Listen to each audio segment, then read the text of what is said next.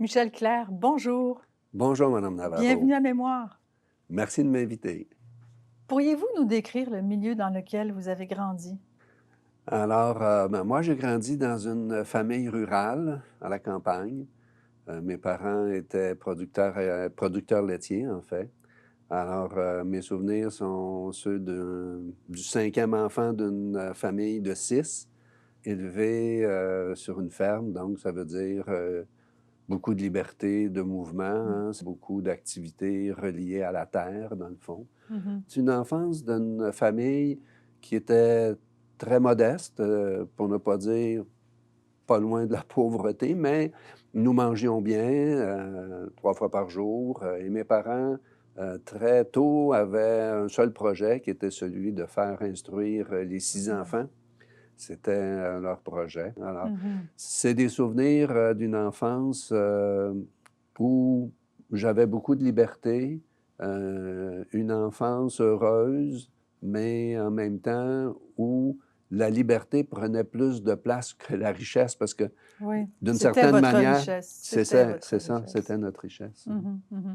Est-ce que vos parents étaient, politisés, sinon militants, mais politisés? Mes parents étaient, tous les 2 des personnes très indépendantes d'esprit. Mmh. Et qui discutaient politique, qui n'étaient pas nécessairement très partisans, en tout cas au Mmh. début là, de ma vie de jeune enfant, mais mes parents étaient des personnes, toutes les 2, qui avaient des opinions et qui suivaient l'actualité politique.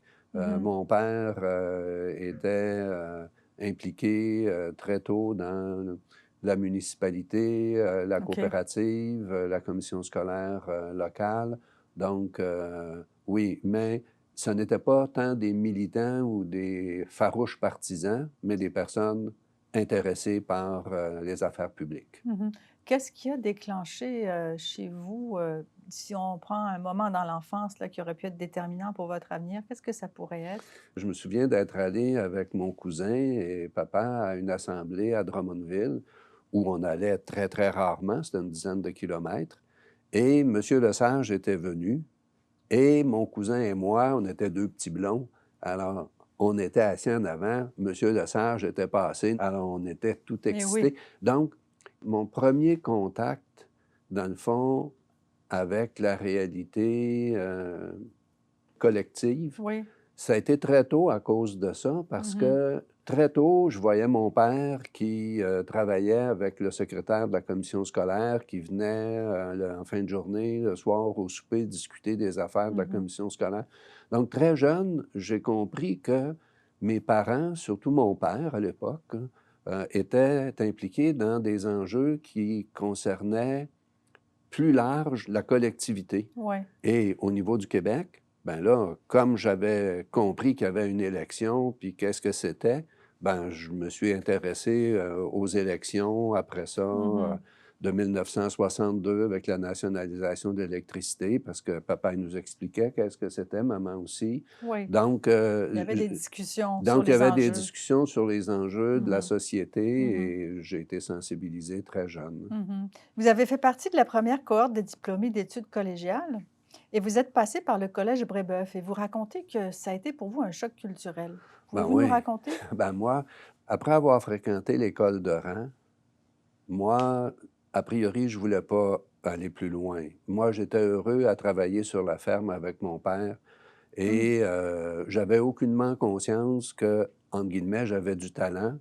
Ce Mmh. que mes sœurs enseignantes, maman et l'enseignante me disaient. Je Mmh. savais pas qu'est-ce que ça voulait dire avoir du talent. Mmh. Moi, j'avais du Oui, plaisir sur c'était ça la qui ferme, comptait. Mmh. c'était ça qui comptait, puis je n'attribuais pas une grande importance à ça. Alors donc je suis allé, un peu poussé dans le dos, Mmh. par ma famille, Mmh. au séminaire Nicolette d'abord pendant 4 ans, Mmh. qui était l'institution normale pour des études, post-primaires, si on veut, là, un collège classique et j'ai fait face à des difficultés. Je fais partie de la génération de ceux qui contestent l'autorité établie, Mmh. notamment de l'Église catholique qui contrôle Mmh. le séminaire et qui a des règles qui nous semblent absurdes. Absurde. Dépassé. dépassé. Alors, toujours est-il qu'il fallait que je m'en aille du séminaire Nicolette et j'ai réussi à convaincre mon père qu'à ce moment-là, c'était le début de l'implantation des études collégiales en Mhm. 1967 Mhm.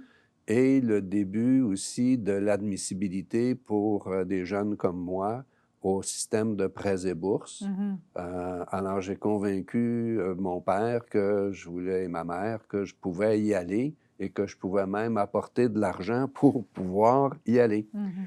Alors, c'est sûr que quand je suis arrivé au collège Jean de Brébeuf, pour moi, ça a été un très, très grand choc, là, Mhm. parce que j'étais vraiment pas habitué à la culture urbaine, à la culture à un niveau d'aisance financière et sociale aussi grand.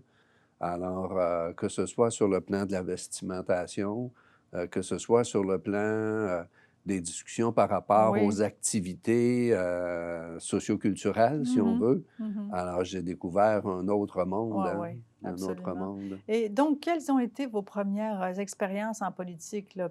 Comment ça s'est passé, là, votre premier engagement politique? Ben, le tout début de mes engagements politiques, alors, quand j'étais au séminaire de Nicolet avec mon copain Yvan, euh, nous étions parmi ceux qui avaient...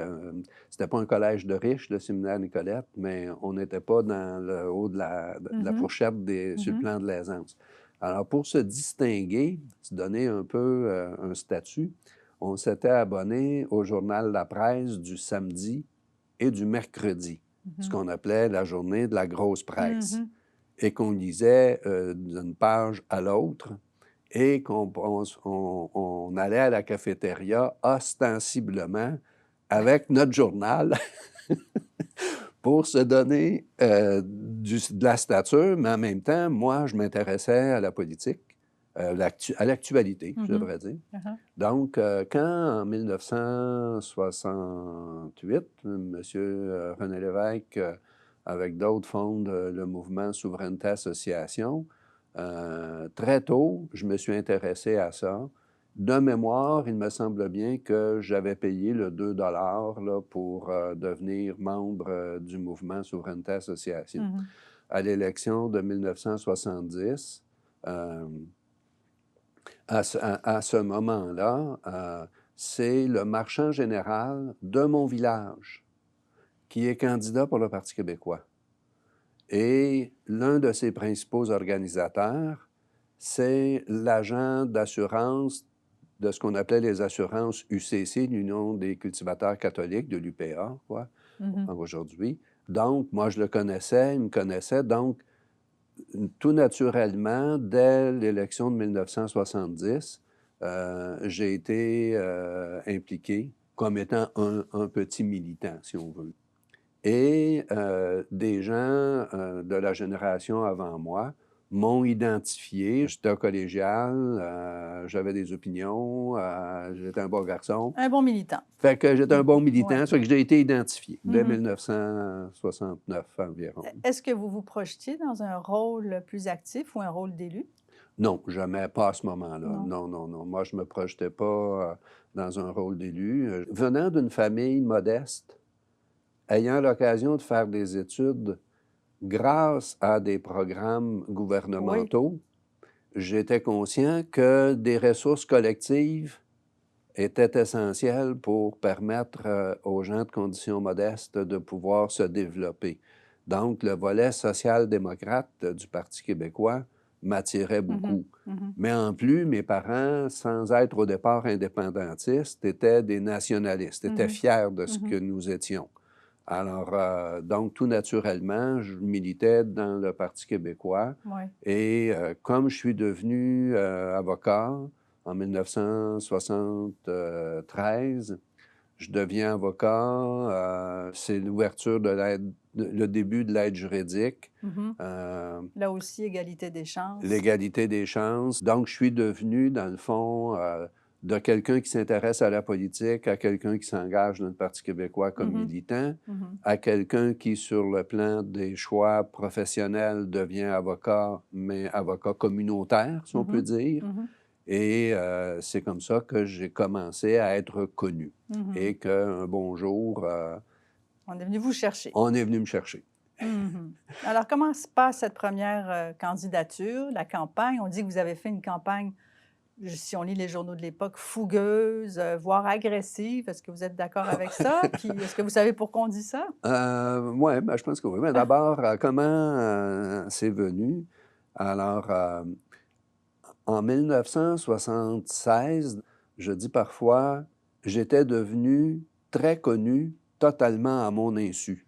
Mhm. Pourquoi? Parce que deux choses que j'avais fait, mais dans un but qui n'avait rien à voir avec la politique dans ma tête. J'avais pas, Vous n'avez pas réalisé j'avais pas ça. réalisé ça. Alors, donc, quand j'arrive comme jeune avocat à l'aide juridique, on ouvre le bureau en 1973, en octobre 73. Je suis stagiaire d'abord, avocat ensuite. Mhm. Et à ce moment-là, dans la ville industrielle de Drummondville, il y avait un taux d'admissibilité qui était très élevé. La loi sur le divorce venait à peine, dans le fond, Mm. d'entrer en vigueur. Alors, on était débordés de travail et de demandes. Alors, j'avais un ami qui venait de partir un nouvel hebdomadaire, le journal Le Voltigeur à Drummondville. Mhm. Alors, j'avais demandé à François de dire, François, je vais investir une semaine de paye, mais je veux avoir une chronique d'information juridique dans page 3 de ton journal hebdomadaire. C'était pas de la publicité, c'était de l'information. J'ai fait ça. Alors, pendant, je me souviens plus combien de temps, là, peut-être 2 ans et demi, j'ai eu cette chronique d'information juridique, ce qui m'a emmené des démêlés avec le barreau du Québec à l'époque, OK. parce que à l'époque, les professionnels ne pouvaient pas faire de publicité, même si c'était une structure étatique, c'était mal vu. Et un bon matin, mon voisin de palier était, comme on les appelle, les morning man, Mhm. était le morning man de la radio CHRD à Drummondville, Monsieur Raymond Chartier. Alors, Raymond était venu me voir pour me demander, il dit, Michel, moi, j'utilise tes chroniques dans mes émissions qui allaient de 5 heures le matin à 10 heures le matin, alors c'était une longue période. Alors, il me dit, j'aimerais ça faire un test avec toi. On pourrait t'enregistrer la fin de semaine à partir de ta chronique, de faire des entrevues Mhm. pour élaborer un peu plus, donner Mhm. plus d'exemples. Et puis, on va mettre ça sur des cassettes, 5 minutes, 5 jours. Puis, dis-moi, ça me rendrait service. Puis, il dit, je pense que sont bonnes tes chroniques. Vous Ah, avez découvert le pouvoir de la mais communication. c'était Oui, pour les à fins votre insu. d'informer. Mhm. Alors, donc, j'ai eu pendant encore là 1 an et demi, 2 ans, des chroniques d'information qui passaient à la radio, mais moi, je les écoutais pas parce que Mhm. je travaillais. Fait que vous êtes fait un nom sans le savoir. Exact. Ouais. Alors, quand on est venu me demander si j'accepterais d'être candidat pour le Parti québécois, ma première réponse a été, mais voyons donc, il n'y a personne qui me connaît. Moi, je suis un petit gars de Mm. Saint-Germain, avocat à l'aide juridique. Et mon interlocuteur me dit, mais Michel, C'est pas le cas. Mhm. ce que tu dis n'a pas de, Mhm. a pas de bon sens. Alors là, j'ai pris conscience de ça. Et là, j'ai vu que j'avais bâti quelque chose sans le savoir. Mhm. Mais une fois que j'ai eu décidé de m'engager euh, dans la campagne, bon, il y a eu finalement une convention, il y a eu d'autres candidats, j'ai Ouais. été élu, mais il y avait une formidable équipe. Mhm. Et oui, on avait conduit une campagne fougueuse et D'avocat, de plaidoirie, c'est de ça? plaidoirie Mm. un peu, Mhm. d'avocat. Mhm. Mhm. Alors, mais les gens de communication qui m'accompagnaient à ce moment-là de Drummondville étaient vraiment formidables. OK. Donc, vous dites que vous avez été, d'une certaine façon, surpris d'être candidat, puisque c'était à votre insu. Mais est-ce que vous avez été surpris de gagner? Parce que vous avez gagné avec une bonne avance. Oui, oui, ben écoutez, le climat qui prévalait à ce moment-là, là, je reviens à Il faut que ça change Oui. de 1960. Le climat dont je me souviens pendant la campagne de 1976, on sentait comme un mouvement dans la Ouais, ouais. population, Mhm. qui avait comme une poussée Mais j'avais pas beaucoup d'expérience, mais une fois que je suis engagé, je donne le meilleur de ce que je peux donner.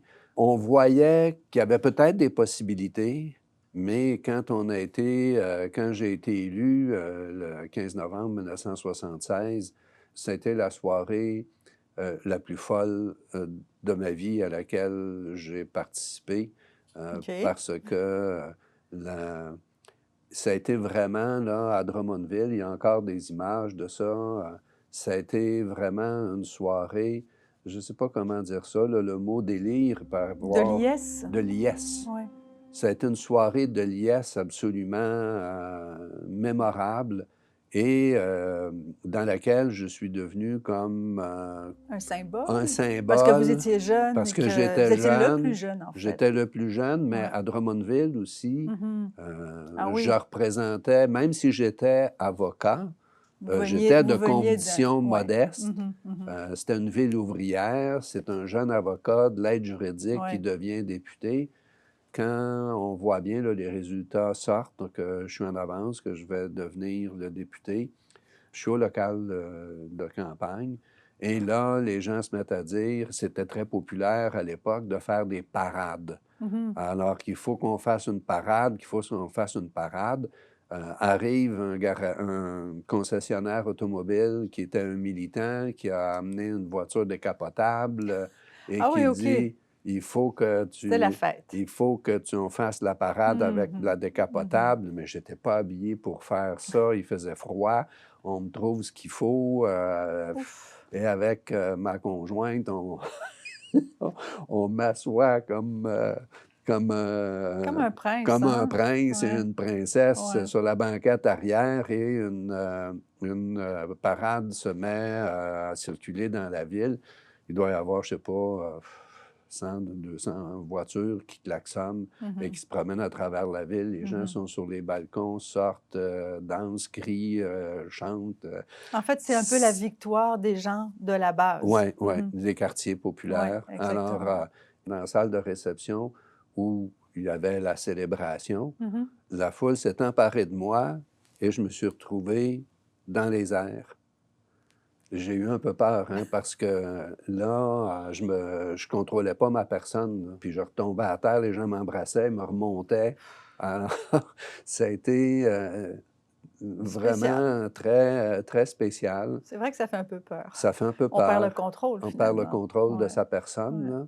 Mais moi, je n'avais pas perdu le contrôle. Et Mhm. puis, quand je suis rentré le soir, je me souviendrai toujours que j'ai dit à ma conjointe, c'est beau ça, mais t'imagines, est-ce que tu comprends tout le fardeau qu'il y a sur mes épaules Mhm. pour répondre à cet Oh oui, espoir-là, à c'est ça. ces attentes-là? Je voyais bien là, le défi qu'il y avait devant moi, là. Ouais. Madame le Président, je ressens beaucoup de fierté à représenter dans cette Assemblée la population du comté de Drummond, qui, le 15 novembre dernier, a mis sa confiance dans l'équipe que forme notre parti, dans son chef et dans leur humble serviteur que je suis. Donc là, vous arrivez à l'Assemblée nationale. Votre première fois à l'Assemblée nationale, au Salon Bleu, au Parlement, tout ça, comment ça s'est passé pour vous? D'abord, c'était le Salon Vert. Alors, comment Ah ça se oui, passe? effectivement. Comment ça se passe? Dans les souvenirs que je garde,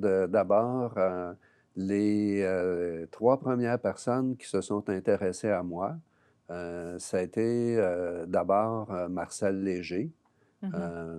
Marcel, qui était l'organisateur en chef de l'élection, en quelque sorte, que j'avais croisé, qui m'avait remarqué, qui m'a rapidement orienté, si on veut, là, en 5 minutes. Après, très rapidement, je me suis retrouvé avec Robert Burns, Mhm. qui était le leader du gouvernement, qui voulait me voir parce que très tôt, vu que j'avais une formation juridique, qu'il m'a demandé si je voulais présider une commission parlementaire. Je lui ai demandé c'était quoi, Hmm. une commission Ça, c'est un parlementaire. des défis aussi de votre jeune âge, mais Ben quoique oui, mais nouveau j'avais député, 26 ans. oui, c'est J'avais ça. 26 ans, là. Alors, Donc, il m'a expliqué c'était quoi, puis il m'a dit, écoute, tu as une formation juridique, tu serais sûrement capable, et Mhm. puis je vais te présenter à M. Jean-Guy Cardinal, qui était le vice-président responsable du fonctionnement des commissions parlementaires. Alors, j'ai eu à apprendre très, très rapidement comment ça fonctionnait un Parlement, Ouais. là, comment ça fonctionnait une Assemblée nationale. Ça n'a pas été facile au début, là. J'étais jamais venu à l'Assemblée nationale auparavant, donc la première fois qu'on arrive, c'est impressionnant. Mhm, mhm. Mais très tôt, j'ai établi mes repères et puis j'avais confiance dans ces trois personnes-là, Mhm. beaucoup. Alors, je me suis dit, si Marcel Léger, Robert Burns et Jean-Guy Cardinal ont confiance en moi après avoir, entre guillemets, passé l'entrevue ou le test, Ouais. bon, je vais m'essayer, je Oui, vais m'essayer. oui. Et comment vous avez réagi face à toutes ces pointures qui étaient autour de vous? Parce que c'était un gouvernement avec des gens de très haut niveau, là. Oui, ben, la façon dont, a posteriori, dont j'ai réagi et qu'est-ce qui a expliqué mon cheminement par la suite, euh, je n'ai que ma version, je ne dis pas que Oui. c'est ce qui s'est produit, mais euh, très tôt, j'ai senti qu'il y avait beaucoup de force dans ces personnes-là, On mais peut qu'en peut-être en même nommer temps, quelques-uns juste pour rafraîchir la ah, mémoire des gens qui ben, nous M. écoutent. Claude Charron, il y avait Denis Lazure, il y avait Camille Lorrain, Lorrain. il y avait Jacques Parizeau, M. Lévesque, bien Mhm. sûr, Oui, oui, Mme Payette, oui. avec qui j'ai eu Vous avez travaillé avec avec elle. qui j'ai travaillé, mais qui a joué un rôle très important dans mon développement. Mhm. Euh, Sucré-salé. Je reviens, je reviendrai. Mais j'ai découvert que il y avait une ère de liberté Mhm. que je pouvais dire ce que je pensais. J'étais le plus jeune. J'avais développé un minimum de confiance en moi, même Mhm. si je n'étais pas quelqu'un, pas du tout de prétentieux, là. Et j'étais un bon député aussi, dans le sens que j'étais présent. Je faisais tout ce que c'est que les tâches, je les remplissais Oui. Vous adéquatement, étiez un là. bon soldat, Ouais, entre j'étais un bon guillemets. soldat de début. Par exemple, je me souviens, je pense que la toute première commission parlementaire que j'ai présidée, c'était celle sur la toute fin de la Convention de la baie James et du Nord Mhm. du Mhm. Québec, qui était en commission parlementaire. À l'ordre, messieurs. La Commission permanente des richesses naturelles et des terres et forêts est réunie pour continuer son mandat qui lui a été confié par l'Assemblée nationale. Les membres de la commission sont messieurs Barry Arthabasca, Landry Fabre en remplacement de Et Bérubé puis, Martin. bon, ça m'a donné confiance, alors j'ai fait ça. Et puis, quelques temps plus tard, au moment de l'adoption de la loi sur l'assurance automobile, bon, il y avait Mme Payette, dont je dis sucré-salé. Alors, Mme Payette, c'était une des vedettes du Oui. Parti québécois. Aujourd'hui, je comprends que parrainer la loi sur l'assurance automobile, ça devait être un grand stress pour elle, qui n'était pas familière avec les rouages juridiques non plus, puis le droit administratif québécois. Moi, j'avais une blessure personnelle comme avocat de la façon dont la Commission des accidents du travail traitait les gens à ce moment-là, qu'on n'avait pas de droit d'appel, et puis Mhm. j'avais défendu des cas là, assez pathétiques, Mhm. mais j'avais pas une bonne opinion de la structure juridique d'une commission du type Commission des accidents du travail Oui. dans les cas difficiles. Alors, donc, moi, j'avais essayé d'aborder Mme Payette pour que je voulais lui faire valoir des choses sur le plan des droits d'appel et de révision, des choses assez techniques, là, mais importantes. Mhm. Et elle n'avait pas voulu m'entendre. Et elle m'avait traité, elle m'avait dit quelque chose comme moi, je connais le point de vue des avocats. J'étais fâché parce que moi, je n'étais pas un avocat qui pratiquait dans le domaine. J'étais un avocat communautaire et Oui. j'avais une perspective Mhm. des assujettis et non pas la perspective De ceux qui de veulent. ceux qui sont, même des avocats qui vivaient de ce système-là Oui. depuis longtemps. Mhm. Alors, quand la loi sur l'assurance automobile a été appelée en troisième lecture, je me suis abstenu ostensiblement. Alors, ça demandait beaucoup de comment je vous dirais, donc Mais votre liberté, votre indépendance d'esprit se exact. retrouve là aussi. Oui. Alors donc, je me souviens que tous les regards, d'abord le secrétaire adjoint qui appelle les députés par leur nom, me regarde dans les yeux, l'air un peu Médusé. médusé, de dire, mais il va se lever, il va se lever. Et quand je lui fais signe que non, là, il y a un instant, tous les regards se tournent vers moi parce que c'était la première fois de cette législature-là qu'un député de la majorité ministérielle s'abstenait S'abstenait. sur un projet de loi très important. Alors, nous allons maintenant procéder à la mise aux voix. C'est le troisième vote et j'ai déjà mentionné et énuméré tous les articles. Il s'agit de mettre aux voix les articles nouveaux proposés par le ministre ce matin. Alors, je demande simplement maintenant que ceux et celles qui sont en faveur de ces nouveaux articles veulent bien se lever, s'il vous plaît. M. Burns, M. Bédard, M. Laurent, M. Parizeau, M. Marois, M. Léonard, Que ceux et celles qui désirent s'abstenir veulent bien se lever. M. Grégoire, M. Claire, M. Sanson. À l'ordre, s'il vous plaît. Là, tout à coup, de quelqu'un à qui elle ne voulait pas parler, là, Mme Payette, je suis devenu quelqu'un à qui elle voulait savoir pourquoi c'était quoi cette affaire-là. Alors, j'ai eu l'occasion de m'expliquer avec elle. Et à ma grande surprise, par la suite, elle a reconnu qu'elle aurait pu m'écouter. Ça n'aurait peut-être pas changé son opinion sur le fond, mais... là, elle travaillait sur un projet de révision de la loi sur la protection du consommateur. Et, chose totalement étonnante, elle m'a demandé deux choses, si j'accepterais de devenir son adjoint parlementaire et si j'accepterais de la représenter dans le comité ministériel chargé d'élaborer la nouvelle loi sur la protection du consommateur, ce que j'ai accepté. Alors, donc, on est passé de confrontation à collaboration. Et elle m'a beaucoup aidé par la suite aussi. Quand vous êtes arrivé, peu après votre arrivée, vous avez défendu le projet de charte de la langue française qui a été adopté en 1977. Quel souvenir vous gardez de ces épisodes, de ce passage-là sur la loi 101? Le sentiment de vivre un moment unique dans l'histoire du Québec. Hein? Et que le Parlement avait siégé presque tout l'été, si ma mémoire est bonne, une bonne partie de l'été. Une grande fierté, tant personnelle, dans le fond, que nationale. Une grande fierté personnelle parce que je n'ai jamais oublié, et sûrement pas à cette époque-là encore, mes origines modestes, la fierté d'être de mes parents, de notre famille. Alors, donc, une fierté personnelle d'avoir la chance de participer à ça. Okay. En même temps, un sentiment de fierté nationale que c'était peut-être le plus grand accomplissement qui était rapide à part ça, après l'élection du Parti québécois. Alors, oui, des souvenirs d'intensité. Des souvenirs de vivre quelque chose d'unique, d'intense, de privilégié. D'historique aussi. D'historique, oui, dans ce sens-là. D'historique qui allait marquer l'histoire du Québec.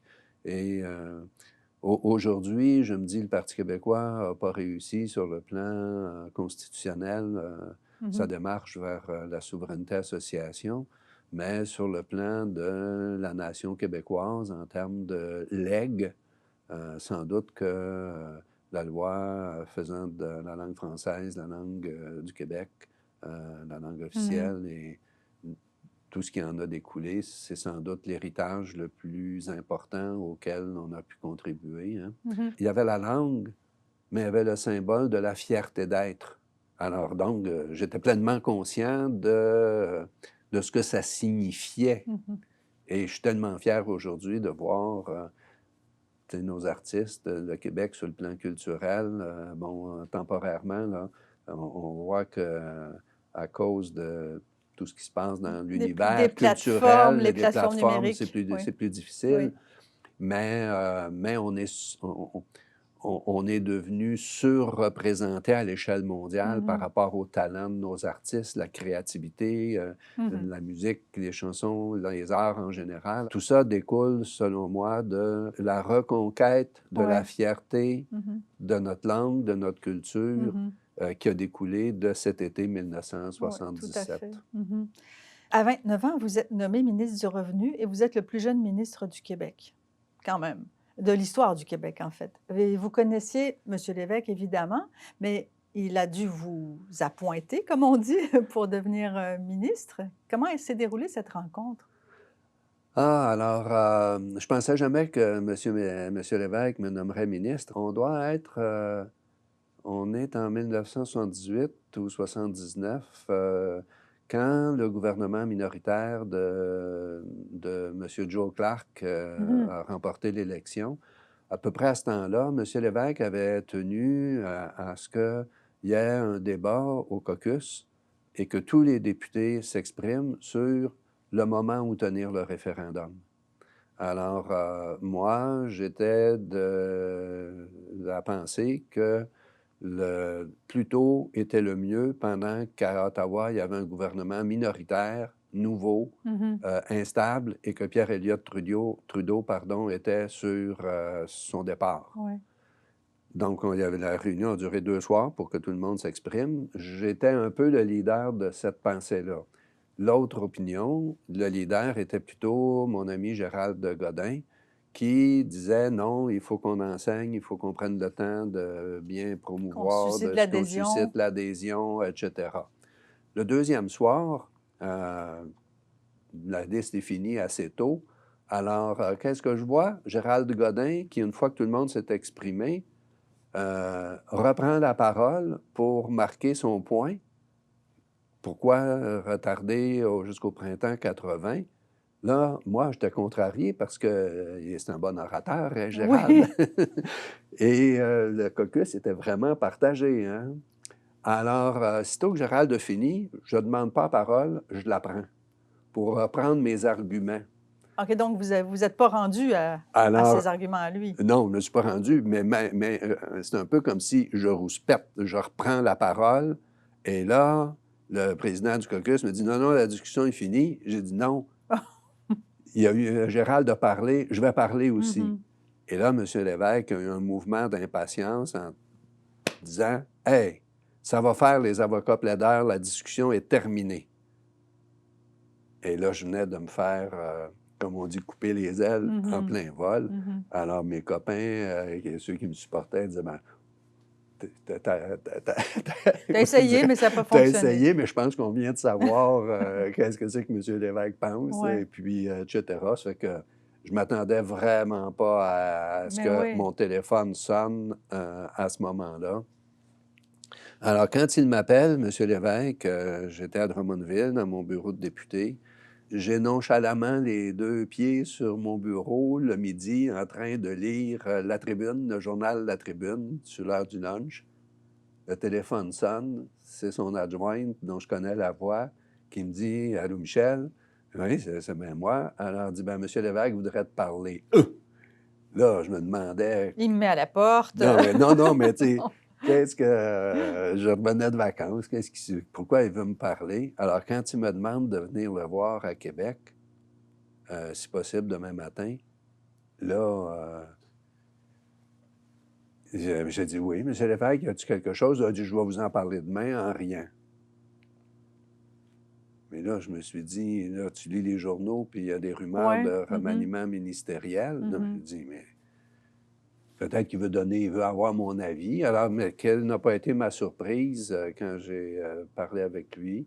Mais M. Lévesque, dans ce genre de situation-là, je garde un très bon souvenir de paroles clés qu'il a prononcées, me demandant si j'étais volontaire pour prendre une grosse tâche. Alors j'ai dit oui, ça dépend quoi. Alors, quand il m'a dit ministre du Revenu, puis qu'il m'a expliqué un peu les choses, là, ça allait vite dans ma tête. Ouais. Là. de dire oui, mais je dis, Monsieur Lévesque, je suis le plus jeune. Ben, il dit, ça change quoi, ça? Alors, Ouais, il y avait confiance, hein? oui, oui. Alors, ça a été une rencontre assez brève et assez directe. Hein? Monsieur Lévesque, il ne s'éternisait pas sur la présentation du défi qu'il me mettait sur la table. Mhm. Et puis, voilà, puis la sermentation a lieu, je ne me souviens plus quand, le lendemain ou le surlendemain. Ça a été un début totalement inattendu Oui. pour moi. Et là, s'en vient le référendum, la défaite référendaire. Mais quelle a été votre réaction après le référendum? Ou est-ce que vous étiez découragé ou est-ce que vous étiez encore plus volontaire Euh, après la défaite, je évidemment? je suis une personne déterminée. Je me disais, il faut qu'on prenne le temps de réfléchir. On a perdu. Il ne faut pas qu'on perde davantage. Il ne faut pas Mhm. qu'on affaiblisse le Québec. Il faut qu'on trouve le moyen de faire en sorte que dans cette défaite-là, on trouve des éléments qui vont Donner du donner du ressort, ouais, c'est ressort. ça. Très tôt, pour moi, c'était certain qu'un prochain référendum serait reporté Mhm. loin dans le temps. Mhm. Que de penser à organiser un match revanche à court terme. À court terme, il fallait qu'on essaie de gagner l'élection pour prouver aux Québécois la profondeur de nos engagements à l'égard du développement social, économique, politique, constitutionnel du Québec. Et moi, je me suis inscrit très, très rapidement dans la mouvance plutôt, là, appelons-la comme ça, la mouvance du beau risque de Oui, M. Lévesque. oui. Pour moi, c'est un cheminement logique que de dire, OK, on est des démocrates, on a perdu le référendum, mais il y a quand même 40 pas loin de Mhm. 47-48 des francophones, je ne me souviens plus des chiffres, là, mais on était presque au fil d'arrivée chez les francophones. Alors, on ne va pas lâcher, mais on ne va pas adopter une attitude revancharde non Mhm. plus. Mhm. On va être fort, on va être solide, puis on va prouver aux Québécois qu'on est capable de gouverner, puis peut-être d'accomplir d'autres gains que la souveraineté association. Alors, j'ai évolué de faire ça très normalement. Mhm. C'est sûr que c'était crève-cœur, hein, le résultat du référendum. Mhm. Mais aussi, j'avais la perspective en 1980 d'un homme de 30 ans. Oui. On a le temps quand on a Mhm. 30 ans. Mhm. Quand on a 74, qui est mon âge Mhm. aujourd'hui, on a moins le temps. Mais quand on a 30 ans, puis que c'est la première fois qu'il y a un référendum, puis une chose aussi qui m'avait beaucoup donné confiance, c'était que le lendemain du référendum, que le référendum avait suscité beaucoup de tensions, même dans les familles, Ouais. mais aucune violence, Mhm. aucun débordement, que de la tristesse et qu'un peu d'arrogance, pas mal d'arrogance de l'autre côté. Mais pour moi, c'était un grand actif Mhm. Même à de cet dire, âge-là, vous vous en rendiez compte? À ben, 30 ans, vous vous disiez, on est tellement à chanceux au Québec de ah vivre oui, ça. moi, Ouais. très tôt, j'étais conscient je m'intéressais à la politique au Québec, mais je m'intéressais aussi à la politique Ouais, bien internationale. sûr. J'ai vécu de loin, mais l'évolution, par exemple, en 1974, le renversement du régime Salazar au Portugal, Mhm. Mhm. le Ah régime oui, Franco dans les années suivantes. Bon, c'est autre nous, on chose. vivait déjà dans la démocratie, puis on pouvait faire un référendum, Oui, puis t'es rendu plus on loin. gagne, on perd. Excuse-moi, je ne dis pas pour mépriser l'importance de ça, mais je veux dire, c'est comme gagner ou perdre un match de sport. On est Mhm. déçu, on est contrarié, mais on Vous aura mangez encore l'occasion. le lendemain Mais matin. le lendemain matin, on mange, puis on Oui, respecte l'adversaire, oui, puis oui. on se reprendra. On Ouais, verra je bien à la comprends. fin. Mhm. Comme on disait, l'avenir, ça dure longtemps, hein? C'est le grand avantage de la démocratie aussi, de permettre aux idées de pouvoir réapparaître et revenir. Il faut le voir en fonction des longs cycles maintenant et Oui. non pas en fonction d'un cycle court. Donc, vous passez du ministère du Revenu au ministère des Transports. Premièrement, c'est une nomination complètement différente, à laquelle non plus vous n'étiez pas aguerri. C'est quelque chose que vous ne connaissiez pas nécessairement, à part de faire le trajet Drummondville-Québec plusieurs fois, j'imagine, et d'autres régions. Mais quels étaient les principaux défis pour vous, les principaux dossiers qui vous préoccupaient? Ben, d'abord, je me souviens très bien quand M. Lévesque m'a reçu pour m'appointer, comme on disait, au ministère des Transports. Mais j'ai dit, mais pourquoi moi, M. Lévesque? Je ne suis pas ingénieur, je ne viens pas du domaine du transport, et puis je viens de Drummondville et non pas de Montréal, où il y a beaucoup d'enjeux du transport en commun. Vous savez, c'était quoi sa réponse? Il me dit, ben, justement, vous avez tout ce qu'il faut pour être au ministère des Transports. Il y avait de l'humour. Alors, mais c'était pas juste de l'humour, c'était dans le Un sens peu. que, oui, il y avait de l'humour, mais dans le sens que je pense qu'il avait déjà reconnu mon esprit assez indépendant Mhm. et que le ministère des Transports, c'est un ministère où il y avait beaucoup d'enjeux, hein. Mhm. Des enjeux dans le transport en commun, des enjeux dans le taxi, des enjeux dans le camionnage, en sécurité routière. Alors, c'était tous des dossiers qui m'intéressaient. Alors, quand je suis arrivé au ministère des Transports, là, vraiment, j'étais vraiment plus dans mon élément sur le plan intellectuel, de la dynamique, que dans le domaine OK. fiscal. Oui. Je me suis attelé à Mhm. différents dossiers, que ce soit, par exemple, sur le plan du transport collectif. On a publié un livre blanc qui proposait des choses qu'on est en train de faire. C'est L'intégration fou. tarifaire dans le transport en commun Montréal. On a réorganisé le transport périurbain, qui est encore en train d'être réorganisé. Mais donc, dans le domaine du transport collectif, on a développé vraiment là, une vision à long terme. On a révisé également toute l'organisation du transport scolaire avec le ministère de l'Éducation à l'époque. On a adopté une nouvelle loi sur le taxi et un nouveau code de la sécurité routière, hein, par exemple, où est-ce que des choses qui apparaissent banales aujourd'hui, Oui. mais deux choses qui ont été très significatives pour moi dans ma vie, ça a été la ceinture de sécurité existait déjà. Elle était Elle plus n'était ou pas moins obligatoire. obligatoire. Oui. Elle était en principe obligatoire, mais les amendes, si ma mémoire est bonne, étaient 10 ou 20 dollars.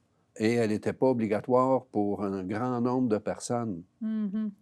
Les chauffeurs de camions, d'autobus, les policiers, les chauffeurs de taxi, il y avait plein d'exemptions, alors que là, on a rendu le port de la ceinture de sécurité obligatoire dans Pour tout le monde. de tout le monde, à l'avant comme à l'arrière, quand il y avait des ceintures de sécurité à l'arrière. J'ai fait reconnaître le vélo comme étant un moyen de transport. Donc, ce n'était plus simplement un équipement de loisir, mais ça changeait beaucoup de choses, hein, de dire que le vélo devenait un moyen de transport. Donc, beaucoup de Aujourd'hui, ça choses. Mais paraît, tellement ça évident. paraît tellement évident. Une chose aussi que j'ai fait, dont je suis très fier, c'est j'avais réussi, malgré le résultat du référendum, de signer dans l'année qui a suivi des ententes pour euh, continuer l'exploitation des trains de banlieue avec le gouvernement du Canada au Mhm. moment de la Ah création oui. de Via Rail et également signer une entente de développement des aéroports en territoire inuit qui avait, à toute fin pratique, pas de tel. Il y avait des pistes de brousse hein, dans les villages inuits et les villages cris. Mais pas Pas d'infrastructure. d'infrastructure. Alors, donc oui, j'ai adoré les 3 années où j'ai été au ministère des Transports et où j'étais en même temps déjà membre du Conseil du Trésor. Alors, Mhm. Mhm. je me sentais plus à l'aise dans ces chaussures-là, qui étaient pourtant plus grandes que Oui. celles du ministère du Revenu, mais qui correspondaient plus à mon envie de faire bouger les choses au moment Mhm. où je suis arrivé et qu'il y avait des dossiers majeurs qui étaient là. Alors, j'ai jamais oublié les équipes formidables avec lesquelles j'ai travaillé. Mais vous avez dit aussi une chose à l'époque qui semble assez visionnaire quand on pense à aujourd'hui. Vous avez dit que vous vouliez voir décliner la civilisation de l'automobile. Oui, Parce que c'est vrai que en région, à l'époque, puis même encore aujourd'hui, sans voiture, c'est difficile. oui, mais déjà à cette époque-là, le gros enjeu sur le plan financier, budgétaire au ministère des Transports, c'était d'abord, quelle est la place du transport collectif par rapport au transport individuel et comment financer ça? Ben, la première chose que je croyais qu'il fallait faire, c'était de cesser l'expansion des autoroutes. Et de convertir les dépenses d'immobilisation plutôt vers le transport en Collectif. commun, transport collectif, et que déjà le réseau, on souffrait d'étendre le réseau, mais on manquait de budget d'entretien. Ça Ouais. ne demandait pas beaucoup de génie pour se dire, ben, si on ne les entretient pas, nos infrastructures routières, elles vont coûter très, très cher Plus tantôt, tard, ouais. plus tard à rénover. Donc, il faut qu'on soit modeste. Je sais que le Québec est grand, mais il faut faire des choix. Je veux réitérer ici ma croyance ferme que le transport en commun est un service collectif à la population dans un domaine vital de la vie urbaine et que par conséquent, le prix chargé à l'usager doit être raisonnable. Si l'on veut concrétiser certains choix en termes de qualité de vie, de préservation du tissu urbain et de conservation de l'énergie, on ne peut que privilégier une politique tarifaire favorisant carrément une utilisation accrue des services de transport collectif par rapport au choix de l'automobile privée. Sans quoi, nous tous, exploitants, gouvernants, élus municipaux, aurions, à mon humble avis, lamentablement failli à la tâche à un moment où notre société est en mutation profonde quant à la question des transports et compte sur nous pour ménager l'avenir. Alors, donc, moi, j'étais un pro-choix transport collectif, même si je ne venais pas d'une région montréalaise, si on veut. Et on avait même adopté le premier programme de soutien au transport collectif dans les villes de taille moyenne. Hein, le transport collectif à Drummondville, par exemple. On avait initié ça avec le transport adapté aussi pour les personnes handicapées. Donc, il y avait beaucoup de choses comme ça qu'on a pu initier, mais les budgets n'étaient pas plus illimités en cette période-là qu'aujourd'hui. C'était question de faire les choix. Donc, j'ai poussé pour les choix dans lesquels je croyais, Oui, tout simplement. et puis on en parle encore beaucoup. Oui, mais c'est demeure encore... des sujets Ah, d'actualité. tout à fait. Et à certains égards, notamment en matière de transport collectif, malheureusement, je dois dire, quand je compare, je suis resté ami avec une personne qui était ministre des Transports de France à la même époque. Et quand je regarde l'évolution du transport collectif en France par rapport à ce qu'on a fait ici au Québec dans les 40 dernières années, ça me brise un peu le cœur. En 1983, le gouvernement promulgue la loi 111 qui force le corps enseignant à retourner au travail et il y a une rupture avec le mouvement syndical. Et à votre bureau, il y a des professeurs qui vont venir vous voir et dénoncer la loi. Comment vous avez réagi et quels souvenirs vous gardez de cette période un peu agitée? C'est un souvenir douloureux pour plusieurs raisons. D'abord, parmi les enseignants qui, justement, là, critiquaient le gouvernement et s'en était pris à moi un peu personnellement parce que j'étais proche d'eux. Ça a brisé l'amitié parce que je trouvais que la solidarité ministérielle, c'est souvent déjà très dur à supporter. Et ça l'était particulièrement pour moi qui était opposé à cette vision-là de M. Parizeau, d'avoir ce qu'on a appelé la piscine là, pour récupérer sur 6 mois des augmentations salariales qu'on n'aurait pas dû verser parce qu'on n'avait pas la capacité de les verser. C'est un peu complexe, là, mais aujourd'hui, mais il y a encore des réminiscences de ça là, dans les plus anciens employés de l'État et de l'enseignement et des services de santé. Donc, pour moi, ça a été extrêmement difficile à titre personnel parce que je me suis senti comme délesté par des amis. Alors qu'il aurait voulu que je brise la solidarité ministérielle, ce qui aurait simplement conduit à ma démission ou à mon expulsion du Conseil des ministres. Et en même temps, d'avoir à défendre une ligne de gouvernement avec laquelle, contre laquelle on a argumenté au Conseil des ministres, c'est très exigeant. Mais tout le monde ne sait pas ça aussi. Hein? Non, ça, on le sait des années plus tard. Oui, Hein? exactement. C'est normal là, en démocratie. Un gouvernement ne peut pas fonctionner sans solidarité ministérielle. Alors, voilà. Ouais. Alors, c'est, pour moi, je dirais, ça a été une des choses particulièrement difficile. À certains égards, pour moi, je dirais même que ces événements-là m'ont attristé davantage encore que la perte du référendum en 1980. Ah oui. Ouais. Parce que, au fond, c'était assez simple, hein? On est en période de forte inflation et le gouvernement avait pris des engagements de respecter, dans le fond, de verser de mémoire là, à peu près l'inflation. D'autres pourraient préciser davantage, mais c'était des très grosses augmentations qui étaient dues, mettons, le 1er juillet à venir. Alors, en février de cette année-là, le Conseil des ministres débat de soit qu'on réouvre les conventions collectives maintenant et on demande soit d'annuler, reporter, diminuer, tout est sur la table, les augmentations prévues pour juillet. Ou l'autre théorie, c'est de dire on va le verser, on va se croiser les doigts, puis on va entreprendre des négociations pour essayer de convenir un report. Puis si on ne peut pas reporter, eh bien, on récupérera sur 3 mois ou 4 mois ce que c'est qu'on n'aurait pas dû verser. Pour moi, c'était jouer à la roulette russe avec les employés de l'État, que c'était mieux de ne pas verser et de dire on versera plus tard, maintenant, avant le coup. Parce que je me souviens très bien, moi j'avais dit donner puis reprendre, moi je suis incapable de faire ça. C'était mon argument au Conseil des ministres. Et donc quand on a dû passer au travers de ces difficultés-là, j'ai trouvé ça particulièrement pénible. Oui. Et ça me fait penser un petit peu à ce que vous disiez au tout début de nos entretiens quand vous parliez de la pression.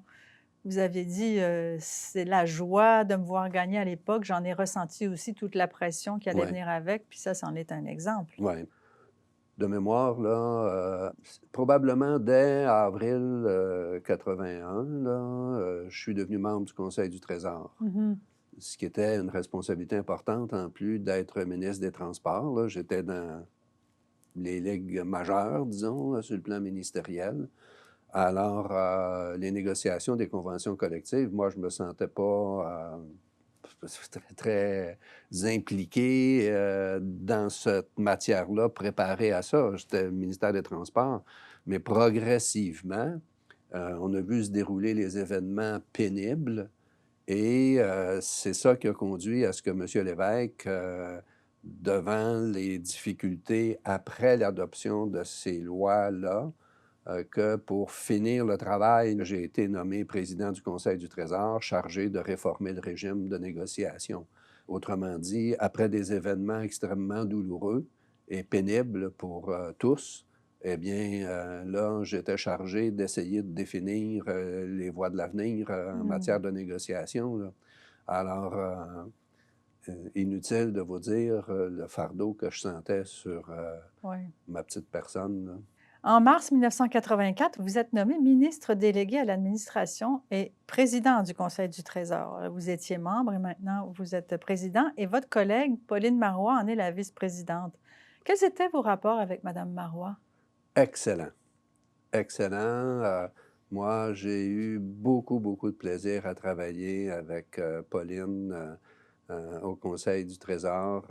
Dans mes souvenirs, d'ailleurs, j'ai retrouvé des mots qu'elle m'avait écrits au moment de la naissance de mes enfants, de mon aîné. Alors, disons que sur le plan d'être des contemporains avec des origines différentes, deux personnes d'origine modeste, mais avec un élan vers le collectif, une préoccupation intense à l'égard de l'équité sociale, l'équité des chances, l'égalité des chances. Oui, j'ai eu énormément de plaisir à travailler avec Pauline Marois. J'en garde des très beaux souvenirs.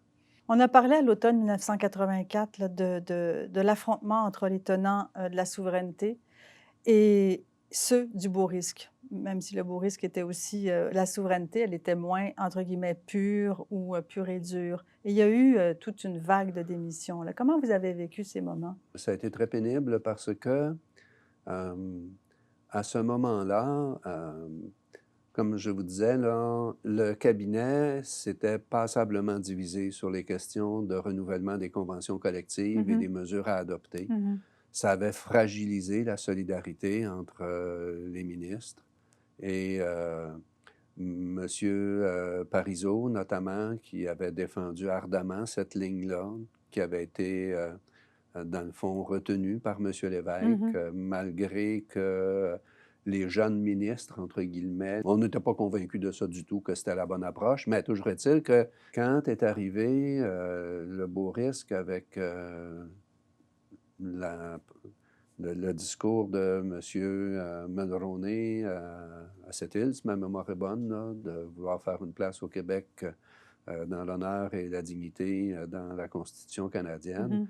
Alors, là, il y avait un conseil des ministres spécial où là, les positions se sont durcies par rapport à ceux qui supportaient cette vision-là des choses, donc qui supportions la vision de M. Lévesque, et ceux qui voyaient ça plutôt comme une approche de compromission, d'abandon de l'idéal, pas de trahison, mais quasiment. Alors, donc, là, ça a créé beaucoup de tensions à l'intérieur du cabinet qui a éclaté quelques mois plus tard. C'est 9 députés et ministres qui ont quitté. Je dois dire qu'un des moments les plus difficiles de ma vie, j'étais assis sur la même banquette que M. Parizeau, qui était mon voisin de droite, et que quand il s'est levé pour sortir de l'Assemblée nationale après avoir démissionné à cause de ça, là, je n'ai jamais oublié la dureté des sentiments que j'ai ressentis à son égard et la tristesse que j'ai ressentie pour M. Lévesque, qui voyait ainsi partir l'homme sur lequel il comptait probablement le plus. Un allié, en un fait. allié le plus fort. Monsieur le Président, je démissionne aujourd'hui comme député du comté de l'Assomption. Ce n'est pas dans une certaine émotion que je suis amené à poser ce geste. Les 8 années que j'aurai passées à l'Assemblée nationale auront profondément marqué ma vie. Ma démission du gouvernement ne me laisse cependant guère le choix.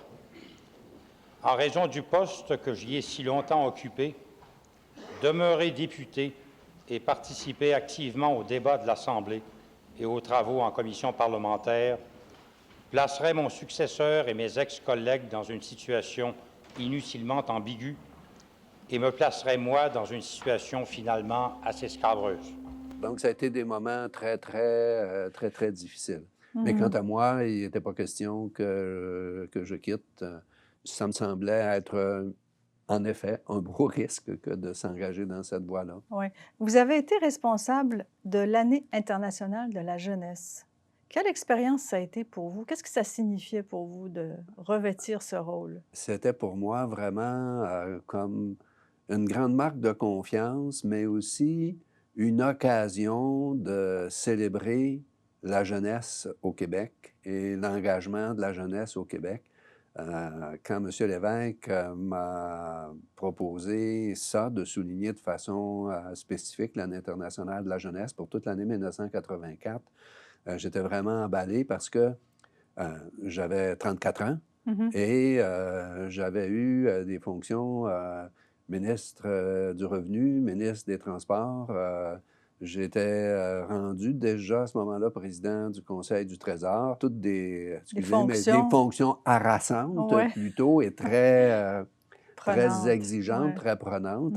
Alors que ministre responsable de l'Année internationale de la jeunesse, c'était plus une occasion d'épanouissement, de valorisation de la jeunesse québécoise à ce moment précis de l'histoire. L'Année internationale de la jeunesse, ça doit donc être, à mon sens, une année de mobilisation de toute la société québécoise, qu'il s'agisse des jeunes eux-mêmes ou des adultes, pour améliorer la condition jeunesse, la place faite aux jeunes au Québec. Alors, incroyable, imaginez, pour l'époque, le gouvernement avait dégagé un budget de 10-12 millions de dollars pour célébrer l'Année internationale de la jeunesse. On avait réparti cette enveloppe-là en autant de projets de 50 000 dollars que l'on pouvait en accepter. Ça avait suscité tout un dynamisme dans la jeunesse. Et à ce moment-là, j'ai eu l'occasion de parcourir le Québec. Il n'y avait presque pas un week-end où est-ce que j'allais pas dans des événements pour souligner des initiatives prises par la jeunesse. que ce soit en milieu autochtone, que ce soit en milieu anglophone, francophone, les régions, l'environnement, la nature, le sport, le développement socio-économique. Alors, oui, ça a été des très, très belles années. Une petite anecdote, d'ailleurs, de l'année internationale de la jeunesse, c'est un bon matin, M. Lévesque m'avait approché au Conseil des ministres, puis il m'avait dit, il dit, M. Tlair, est-ce que le Cirque du Soleil, ça vous dit quelque chose? J'ai dit, oui, ça me dit quelque chose. J'ai dit, ils sont venus nous voir, eux, là, puis je dis, ils ne veulent pas se contenter de 50 000, là, et ils veulent 250 000, puis ils m'ont un peu confronté, là. Il dit, êtes-vous allé voir le spectacle? J'ai dit, non, je ne suis pas allé. Il dit, vous devriez. Il dit, j'aimerais ça que vous jetiez un deuxième coup d'œil Wow! sur ce projet-là, qu'on avait refusé initialement. Il avait du flair. Il avait du flair, mais ça montre aussi son côté novateur, Oui. son côté ouverture à la nouveauté, puis l'immense confiance qu'il avait dans la jeunesse et en moi, personnellement, pour animer cette année-là. Alors, oui, ça a été une année, vraiment une année exceptionnelle, qui, pour moi, c'était comme la bouffée d'air frais. Oui. Entre présider le Conseil du Trésor, faire face à la Sûreté du Québec dans des négociations très, très dures que j'ai dû mener pour terminer la période de négociation, travailler sur le régime de négociation, la réforme du régime de négociation, la loi sur les services essentiels dans le secteur public, etc. C'est harassant. Alors que sur le plan intellectuel, ben, c'était formidable de pouvoir être en contact avec des organisations jeunesse de tout le Québec. Alors, j'en garde un souvenir très chaleureux, très heureux. D'ailleurs, si ma mémoire est bonne, nos réalisations avaient été soulignées peut-être par l'UNESCO ou quelque chose comme ça, par rapport à ce qu'on avait accompli au Québec au niveau de l'année internationale de la jeunesse. Et vous avez parlé donc des affrontements avec la Sûreté du Québec, les syndicats. Il y a eu aussi la réforme du régime de négociation des syndicats. Donc, le gouvernement était peut-être un petit peu moins populaire, j'imagine. Est-ce que ça a un peu teinté l'élection qui s'en venait? Pour moi, ça a teinté la fin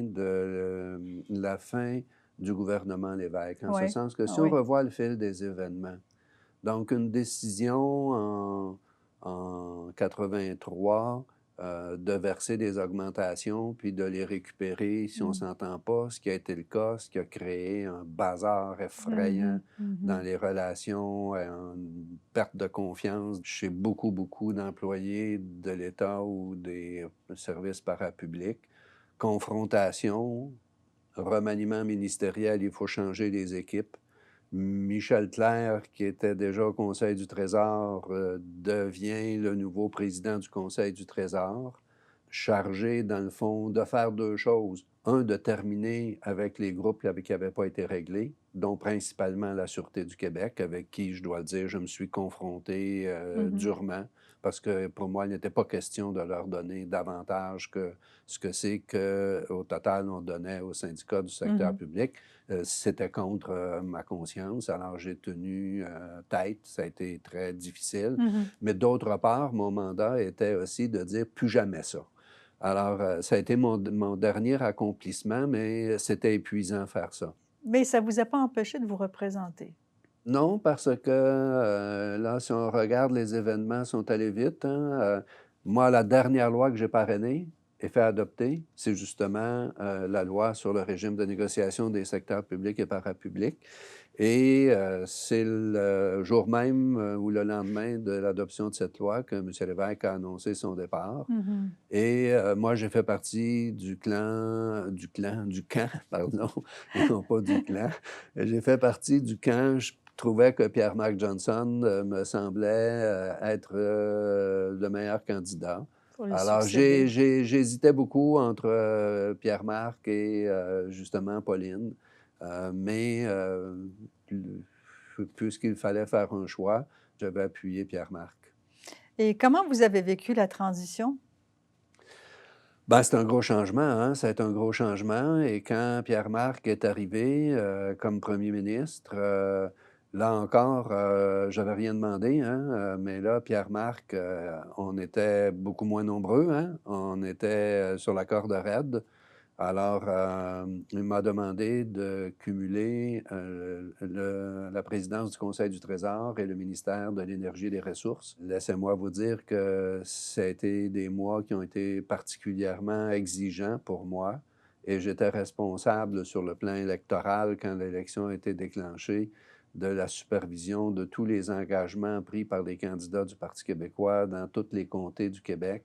Alors, inutile de vous dire que quand j'ai fini la campagne électorale, j'étais complètement vidé.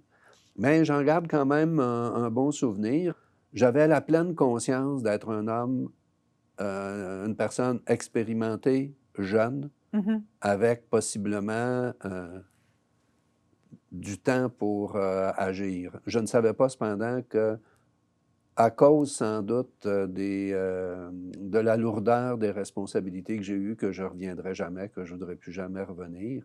Mais à ce moment-là, en 85, quand je me suis présenté, Vous aviez encore cet espoir-là. j'avais encore cette volonté. Volonté. J'avais encore la volonté de dire peut-être qu'on va être défait, je vais être élu. Je disais que j'étais dans les 25 meilleurs comtés du Québec. Le PQ a fait élire 24 députés. J'ai été déclaré élu le soir, défait le lendemain en raison d'une erreur dans le comptage des voix dans un poll. Mais à ce moment-là, là, après que j'ai été défait, quand je suis ressorti à l'extérieur et puis que il semblait que l'air ne respirait pas la même chose, et puis là, Pierre-Marc m'a absolument demandé de continuer avec lui. Il était très déçu que j'ai été défait. Alors, je lui ai dit, j'accepte de faire une année comme chef de cabinet, comme ton chef de cabinet pour une transition, mais je ne savais pas que ça serait pour la vie, mais je me suis dit, je ne veux pas continuer dans l'engagement, là, c'est trop exigeant sur le plan familial, sur le plan personnel, sur le plan émotif. J'avais vécu trop intensément toutes ces années-là parce que, au fond, en moins de 10 ans, j'étais passé de jeune avocat à l'aide juridique, tout frais émolu de l'université, à un des ministres seniors du gouvernement du Québec dans des moments particulièrement tumultueux, difficiles. J'étais à satiété, pourrait-on dire. Alors, c'est comme ça que finalement, je me suis présenté, mais que quand j'ai vu que j'étais défait, j'ai accepté seulement une année de plus et de dire, je veux changer de vie. Et à quoi vous avez occupé les prochaines années? Alors, les années suivantes, je ne suis pas allé très loin parce que je m'étais beaucoup intéressé comme président du Conseil du Trésor et aussi comme jeune avocat à l'aide juridique aux problèmes sociaux, aux problèmes de santé dans une population ouvrière, qu'on pourrait dire, de travailleurs d'usine, beaucoup à Drummondville. Alors, je m'étais beaucoup intéressé à ces questions-là. Les hasards ont voulu qu'un ancien député, d'ailleurs, un ancien collègue, Fernand Grenier de l'Union nationale, qui avait quitté la politique, était président de l'Association des centres d'accueil et de réadaptation du Québec, qui était une association patronale du secteur public. Alors, c'est lui qui, dans le fond, m'a recruté comme directeur général de cette association-là et que j'ai eu l'occasion de diriger pendant 7 ans. Alors, ça a été également des belles années avec une petite équipe à ce moment-là. Et vous avez, vous viviez à Drummondville. Drummondville, c'est la ville où il y avait le Festival international de folklore, qui peut paraître un petit peu désuet aujourd'hui, mais qui a été vraiment la fer de lance du tourisme à Drummondville ou dans votre région. Et il vous est arrivé une histoire un peu particulière avec vos connaissances. D'abord, c'est cette initiative-là d'un festival mondial de folklore qui malheureusement a disparu aujourd'hui, mais qui a marqué 20-25 ans de la vie de Drummondvilloise. Et qui marchait. Et qui il y avait beaucoup de très monde. bien, et qui était reconnu à l'échelle internationale. Et puis, par une série d'enchaînements abracadabrants, surprenants, je me suis lié d'amitié avec un Hongrois de Roumanie qui habitait Montréal et qui était un des leaders de la promotion du respect des droits, c'est un leader en Amérique, du respect des droits de la minorité hongroise en Roumanie. Son frère était un pasteur et c'était un dissident très vocal en Roumanie contre le régime Ceausescu. De fil en aiguille, je me suis convaincu que son jeune frère était un peu condamné à l'élimination éventuelle par le régime Ceausescu parce qu'il prêchait tous les dimanches contre le régime Ceausescu à la marge de l'interprétation des évangiles et des textes bibliques. Ah oui. Mais pour... C'était comme un outil pour lui. C'est un outil pour dénoncer les injustices du système. Alors, l'idée m'est venue d'organiser un peu une expédition secrète avec d'autres personnes, mes amis en Hongrie, un journaliste québécois avec qui je m'étais lié, Régent Roy, pour aller faire une interview de ce pasteur-là, s'il le désirait, ce qu'avec les contacts, oui, il avait accepté. Alors, on a réalisé en mars 89 une expédition assez périleuse. On était 6-7 personnes, tous séparés, mais tous avec un plan commun, pour aller enregistrer cette interview de Laszlo Tőkés. This way is the ultimate station. One of the stations against the Hungarians is this systematization plan, because only the peasantry remained in a compact unity. The Hungarian towns were Romanized, and now came the time to diminish the villages. Et la diffusion de ce reportage-là a été à l'origine du déclenchement de la révolution en Roumanie, à Timișoara, qui est une belle grande ville de Roumanie, près de la frontière hongroise, et un soulèvement d'une dimension absolument incroyable qui a été généré par la solidarité communautaire à l'égard de cet homme-là, quand la police politique a voulu procéder à son exil interne, et la confrontation a mené à un début de révolution que le régime a tenté d'étouffer pendant une semaine, mais finalement, la révolution roumaine a commencé. Alors, moi, j'ai été expulsé par la police politique, la Securitate, le 18 mars 1989, si ma mémoire est bonne. Et ces événements-là, aujourd'hui, bien, sont connus et reconnus comme étant le vrai début de la révolution en Roumanie. Toute Alors, une expérience. ouais, vous n'auriez jamais cru, hein, vous Non, retrouver non. là-dedans. Non, et ça m'a amené à beaucoup de réflexions sur pourquoi, comment j'ai abouti là. Mais maintenant, il y a quand même il y a des gens qui s'intéressent à cette histoire-là pour le porter à l'écran, en faire un long métrage. On va savoir dans là ou les 2 prochaines années si ça va se réaliser. Ouais. C'était assez audacieux et risqué. Tout à fait, oui. 1989 a été toute une année en politique internationale. C'est sûr. Au fond, on a approché du bec d'une flamme qui était prête à exploser l'allumette, et ça a été ça. Vous allez faire un retour, on revient au Québec, vous allez faire un retour en politique municipale. Ah oui. Parce que vous vous installez à Saint-Michel-de-Bellechasse, que vous avez élu comme domicile. Qu'est-ce que vous avez voulu faire, là? Juste vous impliquer? Incapable de vous passer de politique? Non. Ben, Saint-Michel-de-Bellechasse, c'est l'un, sinon le plus beau village du Québec. Et un jour, il y avait eu pas mal de contestations par rapport au conseil municipal sortant de cette année-là. Et un avocat d'une très vieille famille de Saint-Michel m'avait approché pour que je fasse partie de son équipe, ce qui m'avait surpris parce que J'étais pas, comme on dit, un natif Mhm. de Saint-Michel, Mhm. mais j'aimais beaucoup le village et voulais que mon expérience en administration publique lui serve Oui. surtout pour être, entre guillemets, responsable du budget et des finances de Saint-Michel-de-Bellechasse et j'ai accepté. Ça vous faisait moins peur. Ça me faisait... la taille du budget était Oui, moins grande que oui. celle du Québec, là. Mais j'ai accepté et puis ça a été 4 années formidables.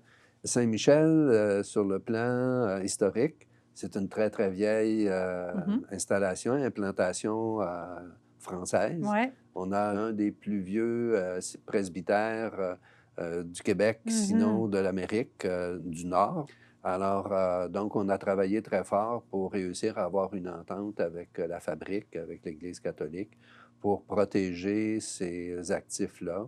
C'est la plus grande réalisation que lui et moi, ce maire-là, et le conseil municipal au complet avons fait pendant notre mandat. Comme si le village vous avait appelé. Oui, exact, Mm. exact. En terminant, quel conseil donneriez-vous à une jeune femme ou à un jeune homme qui se lance en politique aujourd'hui? Pour moi, l'engagement, c'est le plus puissant levier que les personnes jeunes, humbles, sans fortune, ont pour changer le monde. Mhm. Et moi, ce que je me dis, c'est que la politique aujourd'hui, elle est extrêmement exigeante, mais je pense que quand je regarde les défis énormes liés au changement climatique, liés à la désinformation, au changement dans la société, c'est extrêmement important que des jeunes puissent participer activement puis se former rapidement Mhm. à l'exercice du pouvoir et des responsabilités. Moi, j'ai 74 ans. En 2100, ça va faire un bon bout de temps que je ne serai plus là. Mais 2100, pour quelqu'un qui a 10-12 ans aujourd'hui, ben, il y a des bonnes chances de le voir, hein? Alors donc, moi, je me dis, c'est très important que les jeunes prennent toute la place dans les structures de gouvernance Mhm. publiques et privées aussi, parce que c'est en se formant, c'est en s'engageant jeune qu'on peut un jour, plus rapidement qu'on le pense d'ailleurs, c'est ce qui m'est arrivé, pouvoir impulser des changements, Mhm. pouvoir contribuer à l'orientation de la société. Donc, moi, le message que j'ai, c'est allez-y, hein? On a besoin de vous et le pays a besoin que des jeunes s'investissent Ouais. tôt dans des organisations, dans la gouvernance étatique publique, parce que les défis qu'on a devant nous, là, et c'est vous qui allez les vivre le plus longtemps. Mhm. Alors, allez-y. Michel Clerc, merci pour ces entretiens. C'est moi qui vous remercie de m'avoir invité.